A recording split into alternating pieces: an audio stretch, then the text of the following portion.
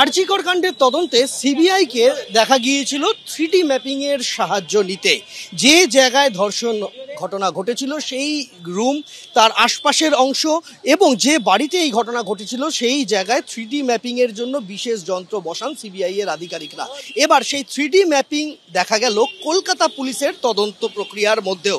কসবা কাণ্ডে দক্ষিণ কলকাতার ল কলেজে যে জায়গায় এই ধর্ষণের ঘটনা ঘটেছিল সেই কলেজ বাড়ির প্রত্যেকটা অংশ, গার্ড রুম, ইউনিয়ন রুম, প্রত্যেকটা জায়গায় এই বিশেষ যন্ত্র বসিয়ে 3D ম্যাপিং এর কাজ চলছে।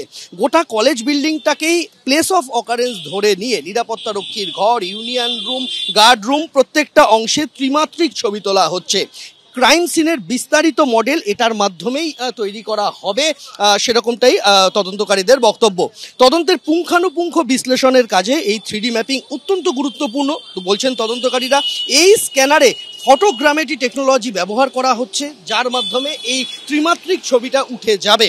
এই যে স্ক্যানার ব্যবহার করা হচ্ছে তার মাধ্যমে একটা নকশা তৈরি করতে চাইছেন তদন্তকারীরা। গোটা বাড়িটার, গোটা বিল্ডিংয়ের ভার্চুয়াল একটা নকশা তৈরি করে সেটাকেই তথ্য প্রমাণ হিসেবে আদালতে পেশ করা এবং তদন্ত প্রক্রিয়ার মধ্যে যাতে কোনো ফাঁকফোকর না থাকে তার জন্যই এই 3D ম্যাপিংয়ের সাহায্য নেওয়া হচ্ছে। আজকে আমরা দেখেছি যে 4 জন অভিযুক্তকে নিয়ে টানা 4 ঘন্টা 18 মিনিট ধরে ঘটনার পুনর্নির্মাণ করা হয় কলকাতা পুলিশের তরফে।